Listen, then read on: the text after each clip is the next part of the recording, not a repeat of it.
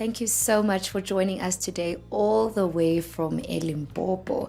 I'm so excited to be having this conversation with you today. Can you tell us a bit about yourselves, who you are, and what your organization's all about? Okay.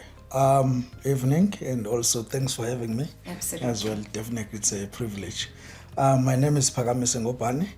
I work for Lima Rural Development Foundation. I'm working as a zone manager. And of course, someone who has been with the organization since 2012. So I should say I spent a lot of parts of my decade working for this organization.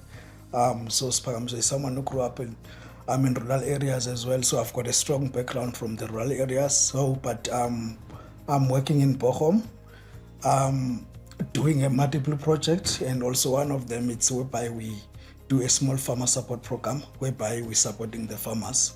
And so I'm responsible for two sites. It's not only work in Limpopo, but there's also Messina as well. Wow. Yeah. Wonderful. And I see that you're not alone. We are so excited to have you as well as a guest today. Can you tell us a bit about yourself as well? Evening, my name is Mokhobu Matumi Cynthias. Mostly known as Matomi, the farm girl. I'm also from Limpopo in Bochum. Yeah, that's where I reside, and I farm there as well. Wow, wonderful. I really just want to get into what motivated you to get into supporting rural development and small farm holders. Yeah, I think it's all started as a child, hey? I don't even know where to start, but so basically, I think as someone who grew up in rural areas, and also I had someone that I look up to. That's my grandfather, who was involved in farming, and was having a lot of livestock, I should say.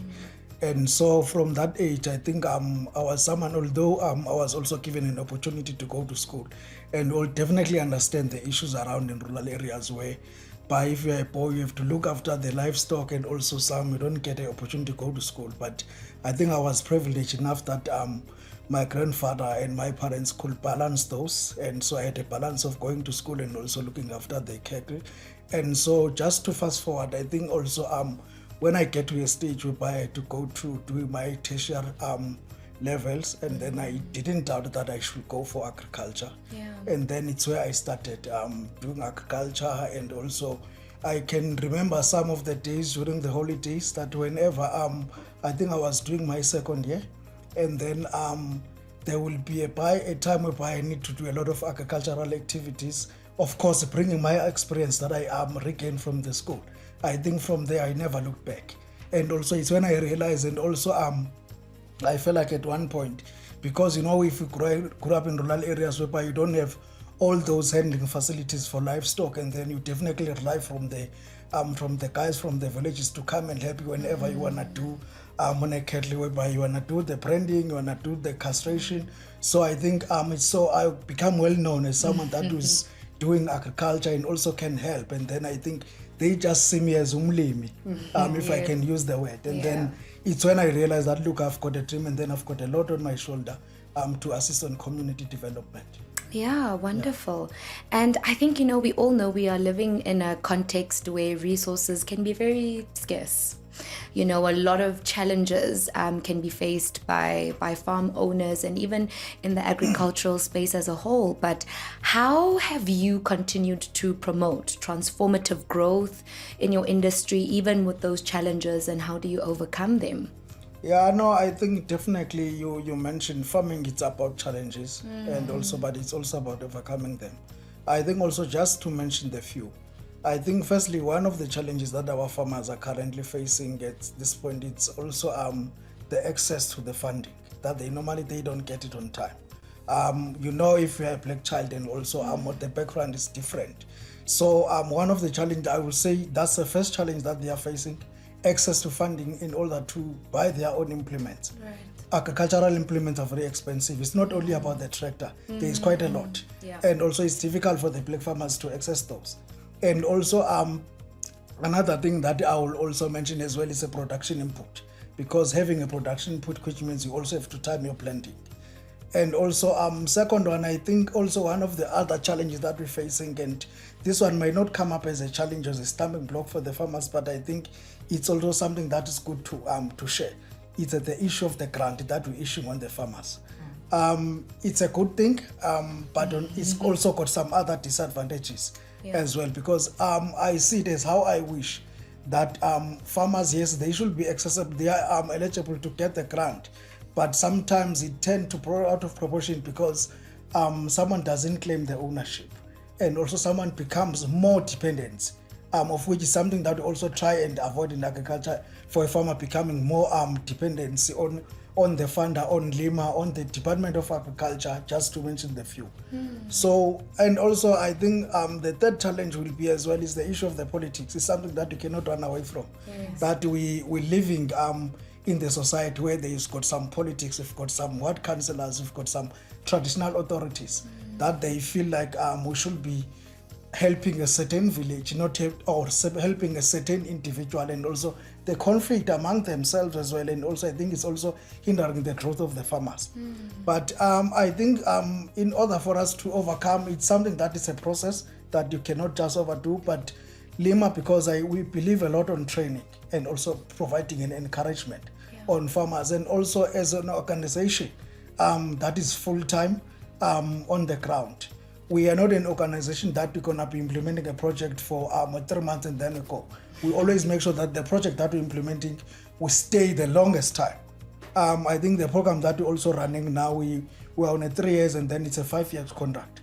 So you could understand the impact, and also, so the best way is to train these farmers, because that component has been proven that it's working, whereby you train the farmers and also they understand that farming, you have to run it as a business, and also you don't have to rely on the grant, and also, but you rather get to be assisted to get an access and prepare to apply for a soft loan, for example. So I see it that way.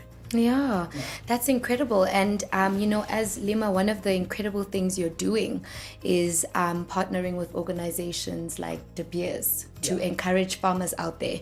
You're saying you really want to address that issue of resources that might not be available to all farmers out there. And I'm so excited that we are joined by one of the beneficiaries, Cynthia. But before we just get to Cynthia, can you tell us a little bit about how is that partnership? How did it come about? And then you can tell us how Cynthia has also benefited from that incredible program.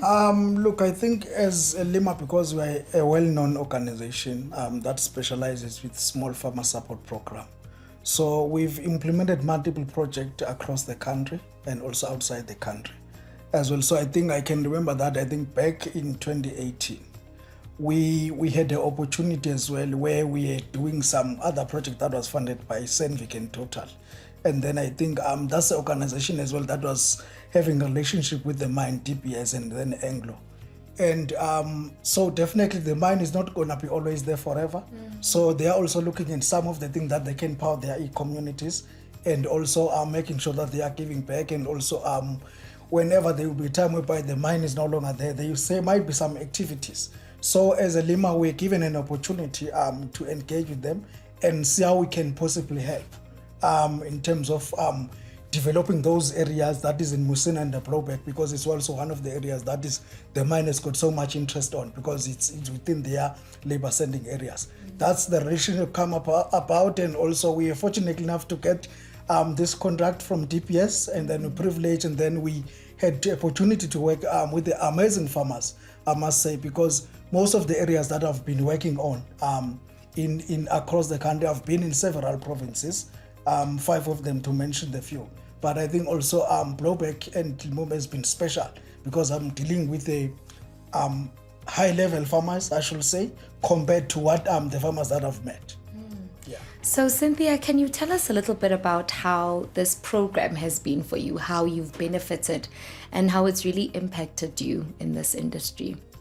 Thank you for this opportunity. To tell you a little bit more about myself, I started at backyard when I started farming, and then I moved to the farm on a 2.5 hectare. So from 2018 up until the BS mine and Lima funded me, I was farming only on 2.5 hectares.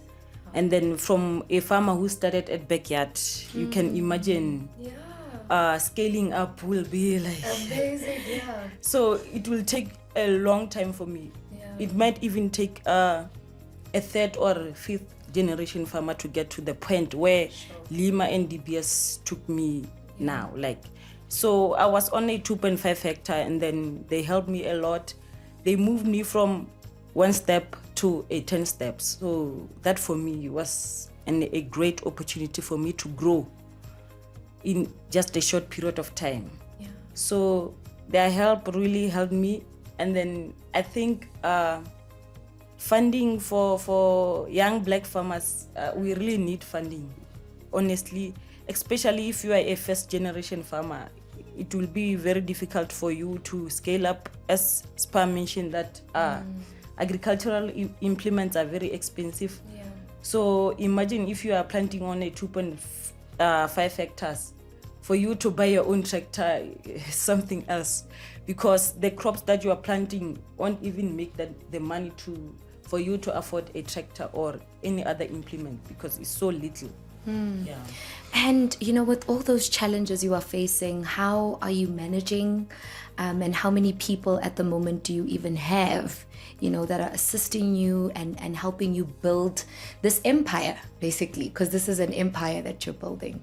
I will say I was very fortunate to get the support structure from my family, because when you start, obviously you don't have money to pay people. Correct. So my mom, my dad, and my brother were there with me. Wow. When I wake up in the morning, they wake up with me, so we go to the farm together.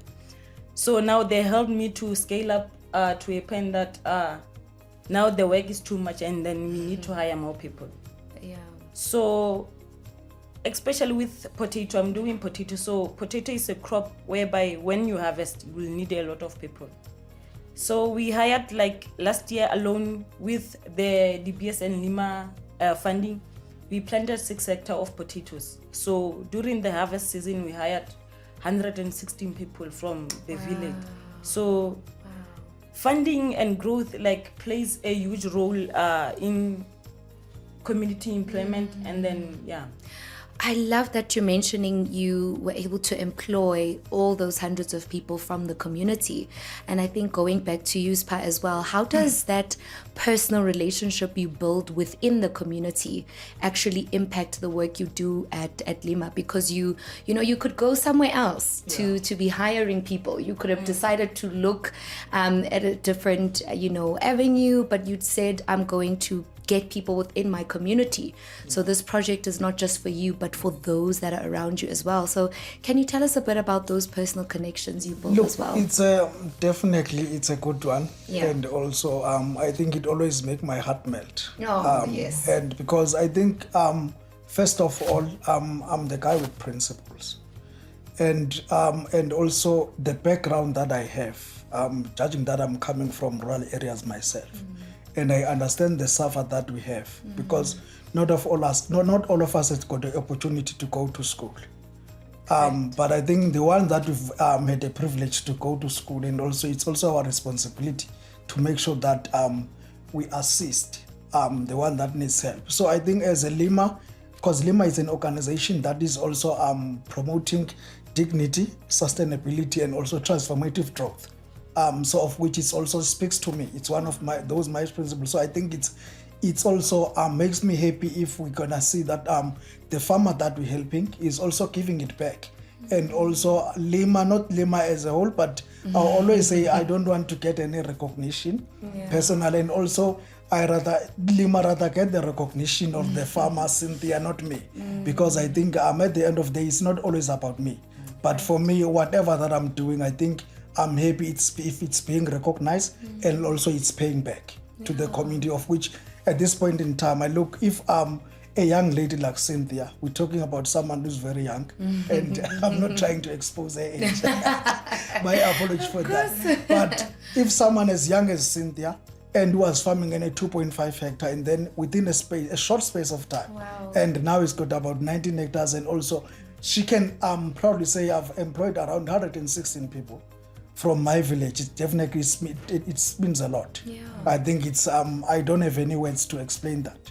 But I think the connection, and also maybe that whatever that we're trying to achieve with the farmers, with the community that we're working on, it's really paying off. Absolutely. And, as much as you don't want to take all the credit, I do hope that you take a moment sometimes to just pat yourself on the back because it's an incredible thing you're doing. It's all part of community development and impacting the country as a whole as well.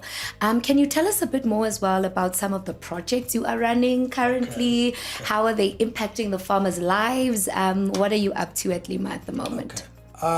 Yes, it's a bit that I also had a chat with the colleague outside about that. And look, we, as Lima, like I've said, I'm managing multiple projects. Just to mention, we've got one project number one, Small Farmer Support Program. That is we conducted, which is funded by DPS. This is the program that is more concentrating on uplifting the farmers, whereby we assist them with their marketing, mechanization, input linkages, trainings, and also credit facility as well. So this is a project that we currently implementing. Then I will classify it as a major one of the major ones. Yes. So this is a program that is, we've got over 1,000 farmers on our database that we're working with.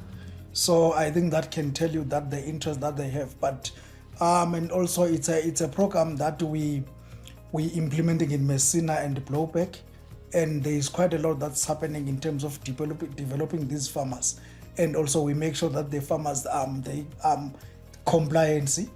comply, and then they also doing good agricultural practice, of which this is a program that we feel like we are in that stage. I think Cynthia is also an example of that, and also the impact, and then the success stories. I think taking someone from 2.5 hectares to 19 hectares, employing over 100 people on a seasonal basis, and then it's got, I think also another thing that she forgot to mention is she's got about more than 5 permanent workers. Wow. So she's also being humble like you. She doesn't want to tell us all the exciting things as well. Yeah. Wow, that's incredible. Yeah. So definitely because we're doing this training, and also we make sure that farmers compliance, they have a compliance doing good agricultural practice so that they can grow and also access some funding as well. Wow. So we also have got another project that we called SAFE project, Social Empowerment Fund project, that is funded through ITC. It's also a project that is more concentrating on the youth, because we are also an agricultural constitution, and also in constitution that we also promote the dignity as well, and also make sure that we develop. So it's also an opportunity whereby working with the matriculant, the guys that have just matriculated but they don't have any opportunity to pursue their studies. So it's also one of the program. And also again, it speaks on what I've said earlier, that whenever we're in a community, we make sure that we stay. We make sure that that certain community is fully developed. So whenever the project that we're gonna come across, we're always gonna make sure that we look them in that villages that we're acting on, because also on our side the resources is the issue. So it's always good if you implement a project in one area and you do that proper investment accordingly. So this project also is giving an opportunity whereby it's also concentrating doing health program, and also food security, because these participants are also involved on doing some homestead gardens, of which it's also helped the communities, because we cannot run away that there is a lot of poverty. And also one of the things that we're promoting as an agricultural institution is to make sure that people, they also produce veggies on their own backyards.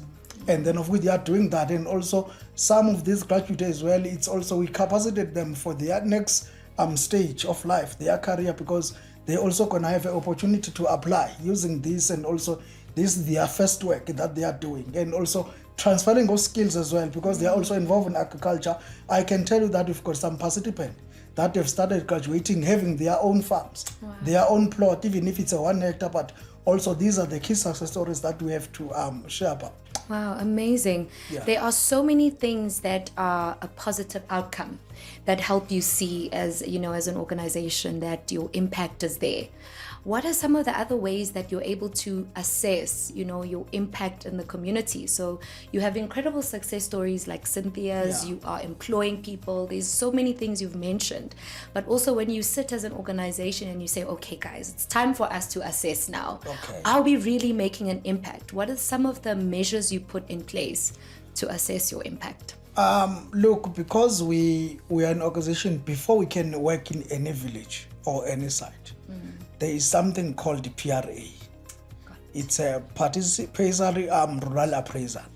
It's also it's one of the components that we use as Lima to engage with the farmers, because remember, you cannot just pop in any village and then you say, they must say, DPS, we've got the funding for agriculture that we want to do, but as an organization, you also need to go to the village, you go to the site and have this component whereby you're going to invite all the community members and you say, look, you won't even mention that you've got the funding, but you're just going to say it's another way of getting the information. You have to know the gatekeeper, you have to know the project, the history of the area, what was happening.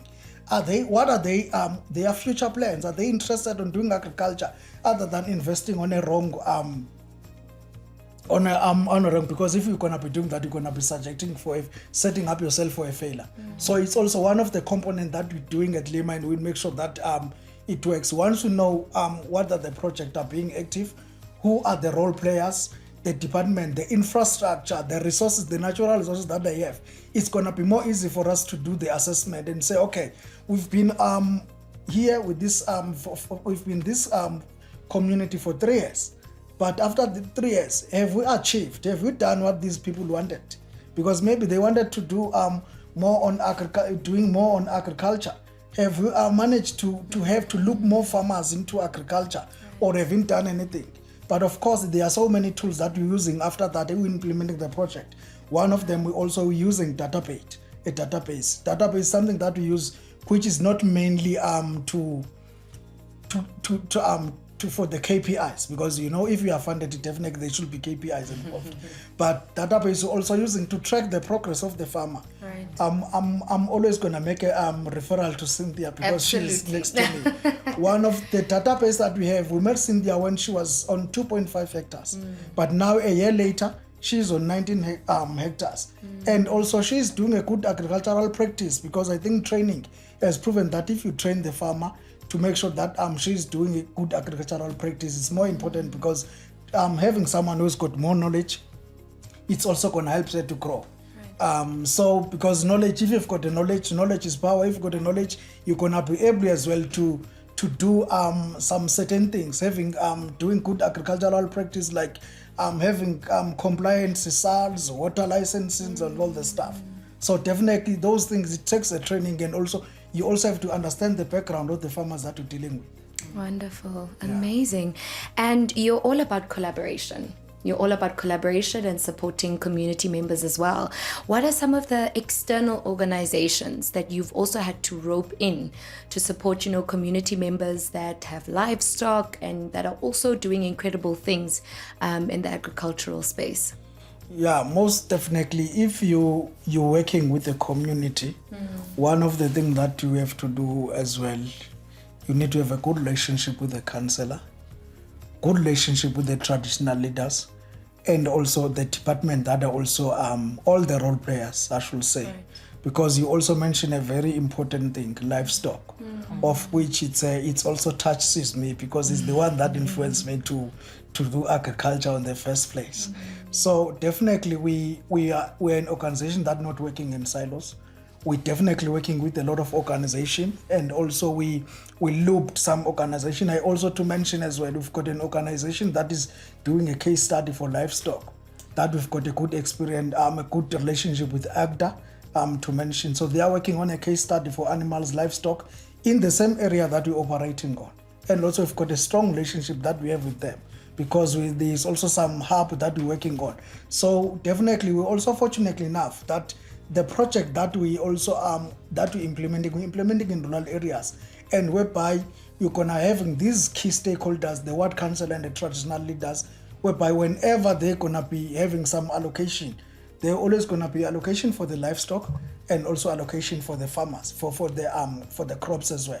Of which is also one of the things that we're doing as a Lima, is to make sure that we bring balance by saying we encourage the crop farmers as well to do the mixed farming, because it's also one of the important tools that you use in terms of getting the balanced agriculture, and also make sure that you avoid on stepping on one's toes. So it's also one of the things that we're definitely doing.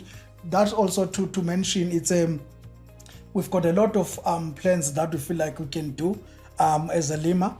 if we can also be given a platform to work on the livestock, because I think it's also a program that I've also run successfully so in Eastern Cape, whereby we've got a program whereby we're doing a lot of management on the rangeland, doing some crop rotation so that you can make sure that you restore the soil and also avoid the degradation of the soil, and also you introduce a lot of things, and getting some training for farmers to be involved on study breeds and understand why, if you were to choose a bull, a certain bull, why you have to go for a certain bull, a study breed, born smarter, Brahman, and all the stuff, because it's a good thing, and also it's gonna improve their productivity and all the stuff. So it's also we also trying to make a balance whenever the farmer that we're working with, and also the department and any role player that we're working, given the platform, we always provide our best advice as well on livestock. It's not only about the crops. Amazing. I think I just also want to say you are so passionate about this, and it's just so wonderful and incredible to see the passion, and you just light up when you really speak about what you're doing, and it's absolutely incredible to see. I think just to also come back to you, Cynthia, earlier he spoke about the fact that knowledge is power. But I think one of the most important things is when, knowledge almost becomes an inheritance, something that's generational that we pass on. So with all the knowledge and, experience you've gained, especially with this program with De Beers, is there someone that you are mentoring? Are you thinking of mentoring someone? Because I think a lot of people would benefit from knowing how to go from 2.9 hectares to what you have now. So tell us a bit about that. I think I was very fortunate to study agriculture further. So I did a diploma in ornamental horticulture. So there are a lot of young farmers at home, or aspiring or emerging farmers. They didn't study agriculture further. They didn't even do agriculture at high school. And it's a shame now, because agriculture at high school is cancelled. Most high schools are no longer doing agriculture. So we will have a lot of people who want to do farming but have very little or no knowledge about crops. So I do a lot of mentoring. Yes, there are young farmers at home who comes at the farm to volunteer and learn. So I also help them with whatever I can help. Yes. So I also do online trainings. I teach aspiring farmers about how to grow crops. I think next month I will be doing a training on cabbage production. Exciting. So I'm more active on social media. So a lot of people see my work on social media, and then they become interested in how to grow those crops. So I'm doing a lot of mentoring and knowledge sharing. Amazing. You are passing the knowledge on, and I think I need to come for that cabbage, that cabbage growing one. So I want to know, small farm holders can be very isolated. You spoke about how you were doing your own backyard farming, and you can be isolated from the larger scale of farming and the bigger services of agriculture. So I want to know, what is Lima doing to actually help small farm holders to break through those barriers and be part of the larger space of the agricultural community? I think again, I will always keep on referring on training. Training, it's a very, very good and important component on agriculture, because it has to start there. Right. So definitely, we're not working with the semi-commercial farmers, I should say. Cynthia, are you a semi-commercial farmer? Almost. So we definitely, one of the things that we're also doing in terms of assisting them cracking the market, I think you mentioned market. It starts with the planning, and the planning is not only when the farmer has got a crop. I think also we have to understand the market that we're working with. I think we've got over 30 markets that we're working it along with the farmers that are supplying. Of course, they've got some different interest, and also they prefer some different varieties when it comes to crops as well. So I think the starting point will be whenever the farmer is planning to plant, we have to make sure that we train the farmer in terms of what variety to go for, and also what's the market wants. Because this is a very, very most important thing. You can plant a cabbage. You mentioned cabbage, but some other market whereby there are some other market that they prefer smaller cabbage. They've got their main reason. Other market prefer bigger market. For example, if you're gonna be producing for hawkers, you know that your product must be huge because it's where you're gonna make money. No one is gonna on the society that we're living on, no one is gonna be interested in buying small cabbage. So I think it's always important to start there in terms of we train them. We also make sure that we prepare according to the market that they're gonna be supplying. And also make sure that because just also have an example, some of the farmers that we've got farmers that are contracted with PepsiCo, where PepsiCo is a producer of the Zimba. That is big. You know, you are very humble, but I must say that collaboration is huge in that space. PepsiCo is very big. That's incredible. Thank you. Yeah. And then we've also got some other farmers as well in Messina that they specialize more on tomato on a bigger scale. So they produce tomato supplying Road and also Tiger brands. The tomato sauce that you guys have and you buy it in all these stores. This is being supplied by the farmers from the same Messina. Not someone that is even went to school, someone who grew up in rural areas. So it's we need to have all this balance. So definitely the only way for them to track is we have to train them in terms of the market that they are targeting and also knowing the variety, the timing as well of planting, because you also avoid a situation whereby because farming is a very, very harsh business. Very harsh business. Cynthia, they know. You can have your crop that is doing so well, and then all of a sudden, when you wake up in the morning, it's just everything, it's a disaster. Everything just decided to went south. So definitely you also need to make sure that you prepare them from that stage. Yeah. And you have incredible success stories, obviously, like Cynthia's. Are there other success stories that you could tell us about, you know, in terms of helping small farm holders to break through the market and those services? Yeah, look, I think we've got farmers as well that have graduated from being small farmers, semi-commercial farmers. We've got a hub that is funded by DPS as well, which is more targeting. Initially, it was they were using it as an exit strategy for the farmers, but you cannot exit on farming. The farmer cannot just exit. There is no exit strategy. Sorry, let me put it that way. There is no exit strategy for farming. So we've got a lot of farmers that have graduated from doing small crops and also doing potatoes. More than 20 hectares of production of potatoes. And also our database as well. It also shows us that we've got a lot of farmers that are doing good agricultural practice. We've got over 500 farmers that are fully trained.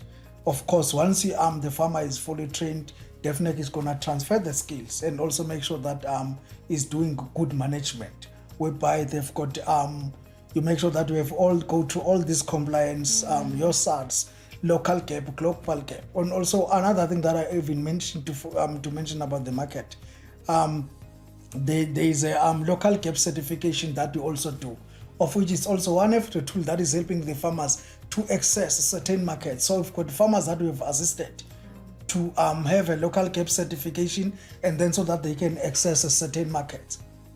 I mean, like take-off markets and all those. So it's just quite a lot that's actually happening that we can always point it as a success for the farmers. But looking also the impact that farmers have, their recruitment that's actually happening because through these farmers.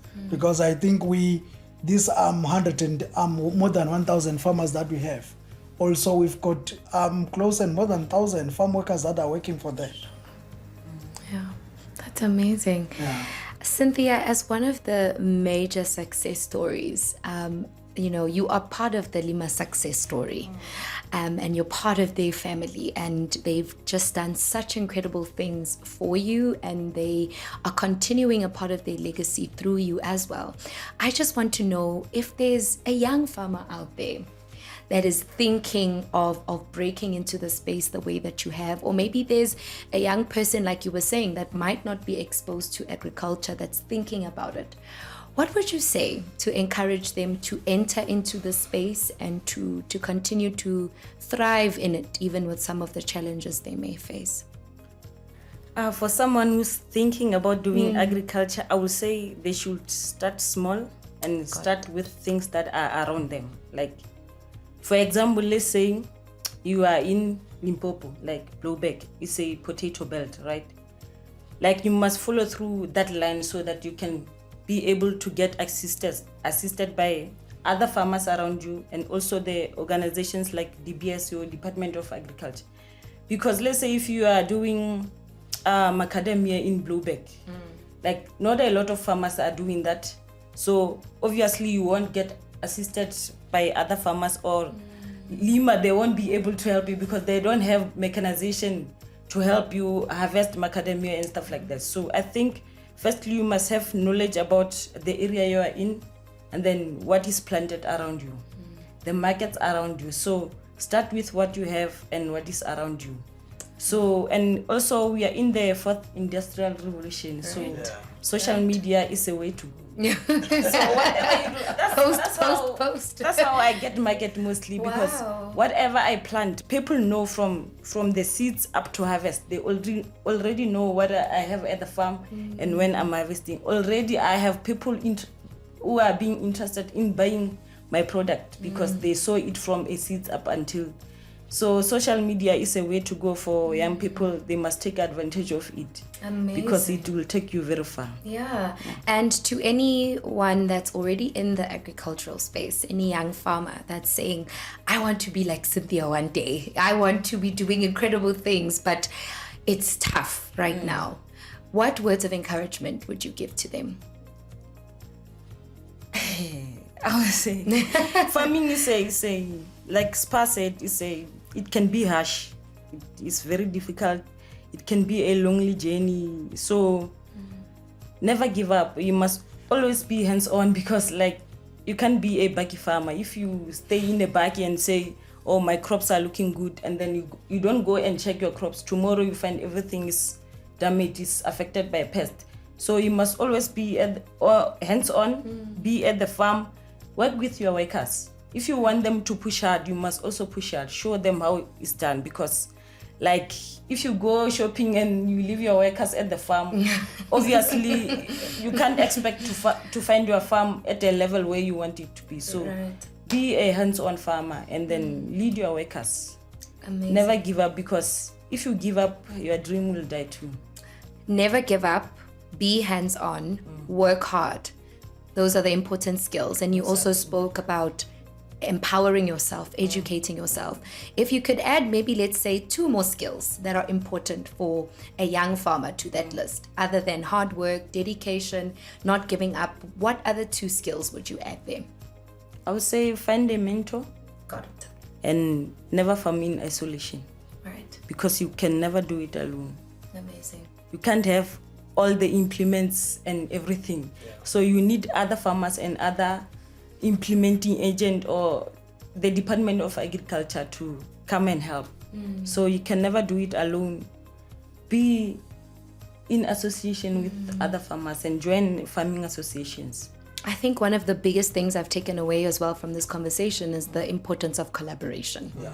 You have such an incredible organization and you are doing such incredible things for the community and young farmers as Lima, but the biggest thing is the power of collaboration. Get other stakeholders to be involved. It takes a village. It takes a village.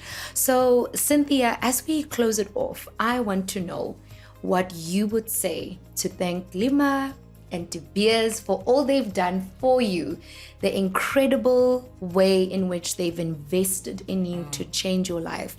What would you say to them? I don't know. I can say a million's words. Like I can never say thank you enough for the opportunity they've given me. Like from a 2.5 hectares to 19 hectares. That's most people dream about that. And then for me, from the way my farming journey started like the help they've given me and my family, because I'm not only farming there alone. I'm with my family, so we have invested a lot from our personal income, our energy, and everything. So they've elevated us to that point already. You know, we never gave up for our dreams, and then they've showed us already, you know, we can recognize your hard work and the beautiful work that you are doing to your communities and everyone around you. So not only have they helped me, because we have other young farmers that are benefiting from our project. So with their help, we're able to plant like so many things at the farm, like 6-hectare potatoes, like it's a dream. So the infrastructure that they have helped us set us for a lifetime, for a 3rd generation, a 6th generation, because infrastructure is very expensive. So you can't buy, I can't farm spinach on 1 hectare and then tomorrow I buy everything. So they have set us for a lifetime.